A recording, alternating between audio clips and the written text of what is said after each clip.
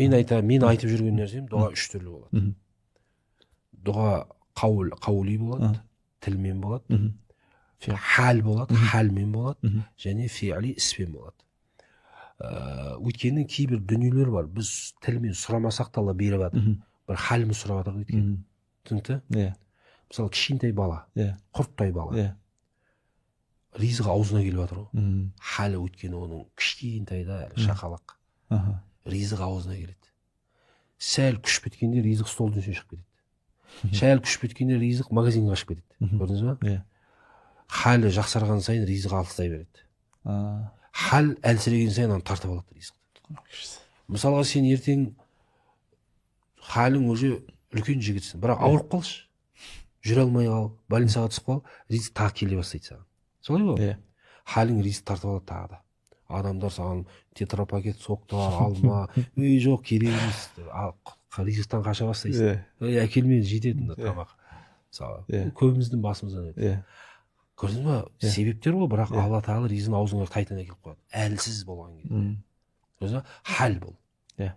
Мысалы, ана горшоктағы гүл солып тұрса, бағлан су құй демейді.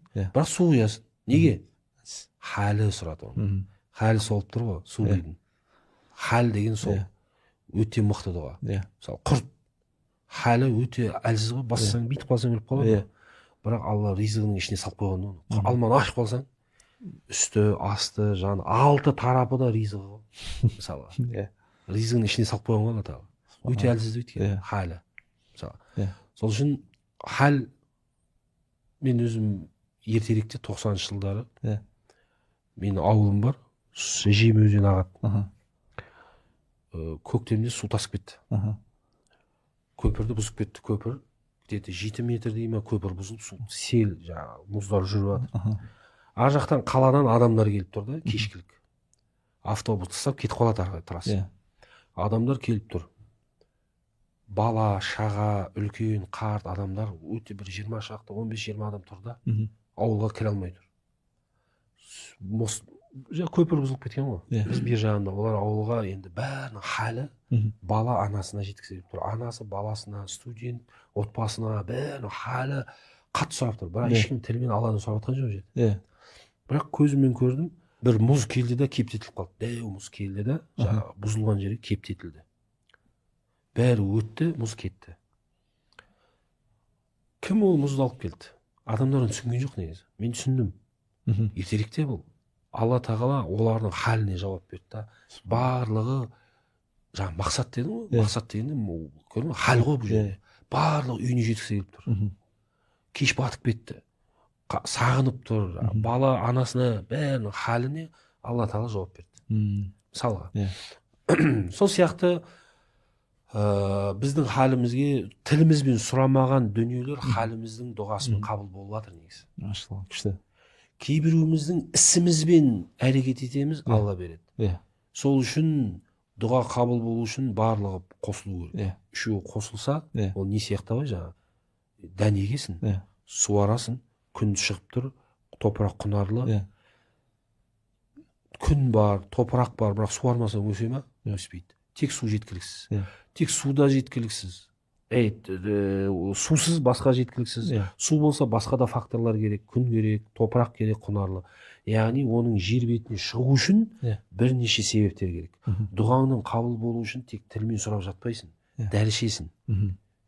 Сосын барып тілмен сұрайсың. Түсінікті? Ауырып жатсаң, шипаны Алла береді, бірақ себептер бар. Түсінікті?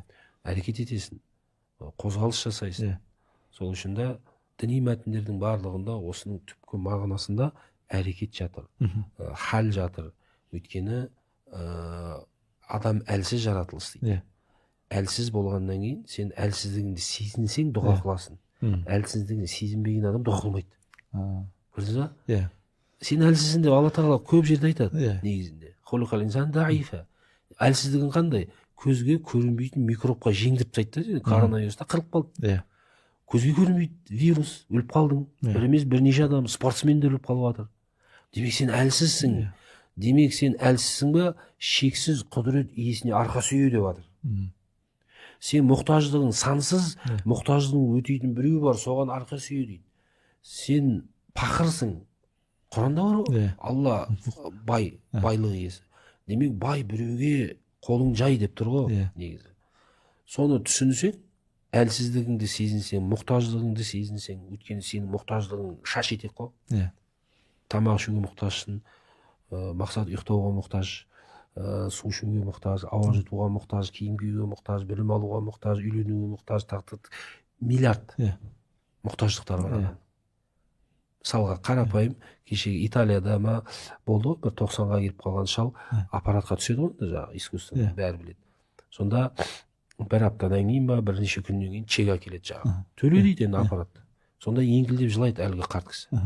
Сонда дәрігерлеріне ақшаң жоқ па деген кезде, жоқ, ақша проблема емес. Бірақ мен осы 90 жылдан төлемедім. Дым төлемей демалдың ғой. Бір апта 5-6 күнге чек әкеліп тұр бәленбай сома. Демек, біздің мұқтаждықтарымызды Алла ойламаған, күтпеген, білмеген жерден беріп жатыр. Сансыз, санап таусылмайсың Құраннан. Көрдіңіз ба? Демек, соны түсіну керексің. Мұқтажсың. Мұқтаждығың сансыз. Демек, бір мұқтажын өтейтін біреу бар, соған жалбарынасың. Әлсізсің, күшті біреу бар, соған арқа сүйеп алақаң жаясың. Демек, пақырсың, байлық иесі біреу бар, соған алақан, соны түсініп сезінген адам ғана. Кезіндегі перғауындар, қарымдар өзінің күштімін деді ғой. Сол үшін бас имей кетті. Демек, сол үшін да ғибадаттың да философиясында әлсіздік жатыр. Күшті адам бас имейді. Өйткені ас-сала беймана дуа. Дұға әлсіздік сезіну керексің. Сол кезде сен дуаға, сол кезде құлшылық етесің, сол кезде сәждеге барасың. Адамдар белгілі бір деңгейде өзіне сенеді, көкесіне сенеді, ақшасына сенеді, атағына сенеді, өзін әлсізбін деп ойламайды ғой. Сол үшін құлшылыққа бас имейді да, дуа қылмайды. Бірақ Алла тағала беріп жатыр оларға да. Ісмен жасаған дұға үшін, халмен жасаған дұға үшін беріп жатыр.